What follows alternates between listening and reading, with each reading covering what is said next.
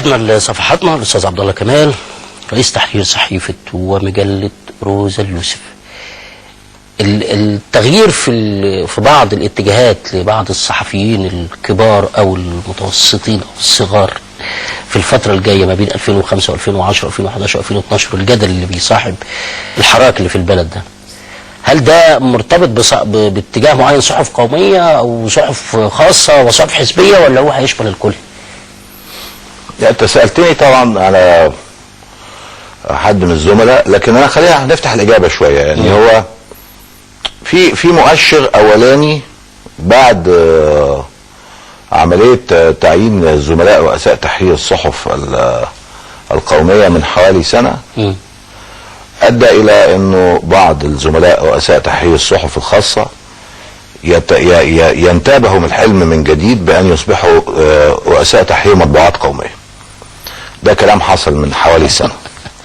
انا ما بهزرش، بقول لك كلام، بقول لك كلام جدي يعني. انا بضحك جدي. والاحلام يعني بلا حد، يعني بلا حد، وبعضها يعني لا منطقي، لكن الامور يعني تلفت نظر بعض الزملاء. اتمنى لهم كل التوفيق، وهيبقى كويس يعني انهم يعودوا مره تانية الى الصحف القوميه اللي كانوا بيهاجموها وحاجات من هذا. في زملاء في حاله بحث مهني، يعني مثلا في ظاهره رمضانيه دلوقتي معروفه باسم ظاهره الزميل ابراهيم عيسى، هو في حاله حيره تلفزيونيه، بيقدم 3 برامج متناقضه في شهر رمضان ضد بعضها يعني مش مختلفه في الاتجاه، اساليب مختلفه. يعني هو ترى على قناه نايل كوميدي يعني يسخر ويضحك مع الفنانه موجة كوميدي، الفنانه انتصار وشعبان عبد الرحيم، وبعد شويه تلاقيه لابس جلابيه وقاعد بيتكلم عن خليفه المؤمنين سيدنا عمر. ثم في محطتكم المحترمه يتكلم عن الامور اللي بتفضل. يعني دي مثلا حاله حيره مهنيه لها انعكاساتها. حيره مهنيه ولا هو مطلوب في السوق؟ ليها انا ده توصيفي. انت لا انا برضه ده توصيف. احنا بنوصف. انا انت يعني ده التوصيف اللي انا بصر عليه. في حيره مهنيه لها انعكاساتها المختلفه. في طبعا بعض الزملاء بيحاولوا، عندهم طموح انهم يبقوا اعضاء مجلس الشعب، صحفيين حتى لو كانوا اعضاء مجلس الشعب معارضين، بيعتقدوا انه ده يقتضي منهم انهم يعملوا تحركات في اتجاهات، رغم ان مش كتير اعلان انهم مش شرط الاعلام بقى، ما هو لابد ان هو بيعتقد انه ينبغي ان يتواصل بشكل او باخر، يتمنى يعني مع القوى السياسيه المتنوعه في المجتمع، وبالتالي ده يقتضي منه مواقف صحفيه مختلفه. تمام. في يعني زملاء زي ما قلت لك انهم يعني بقت عندهم حسابات معقده اكتر في اتجاهات غير مهنيه. يعني انا لا اريد ان افصل اكتر، لكن هو ده الموقف، فضلا عن عمليات الملكيات اللي بتحصل دي، وانه بعض المتقافزين من اماكن لاماكن والسعي نحو فرص واشياء من هذا النوع. تمام. وبعض الناس بتعتقد انه يعني مساحة الصحف الخاصة في مصر لا ينبغي ان تخرج عن 5 اشخاص او اشياء من هذا القبيل. فدائما 5 ملاك؟ لا 5 صحفيين. فده 5 صحفيين. فدائما ما يذهبوا الى الملاك الجدد ويقولوا لهم ان احنا ممكن نبذل جهد وحاجات من هذا النوع. الامور طبعا انت في المجتمع الصحفي والمجتمع السياسي بتبقى عارف هذه المعلومات، بتبقى مكشوفه وواضحه ويعني فانا بقول لك دعنا ننتظر انه في نوفمبر 2010 هتبقى في مواقف صحفيه مختلفه، و10 هتبقى في مواقف صحفيه مختلفه. على يوليو 2011 هتبقى في مواقف صحفيه اكثر اختلافا في خلال الفترات المقبله، ونتمنى للجميع التوفيق يعني. طيب نسمع الكلمتين الصغيرين دول من الاستاذ هشام قاسم. اهلا وسهلا. يلا يا شباب.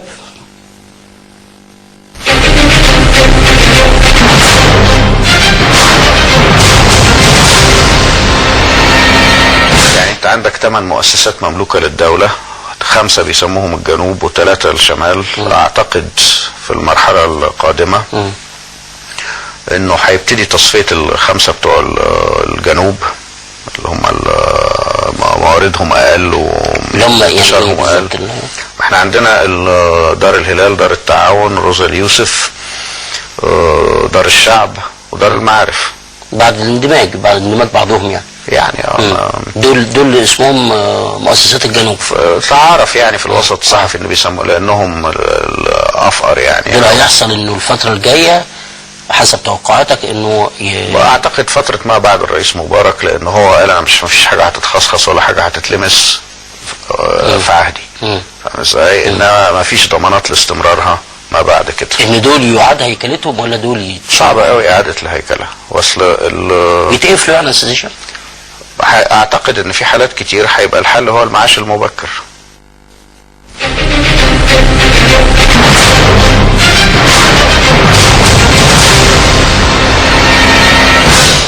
التعليق يعني هو قال 5 بس فجأة لقيته بيتكلم على 4.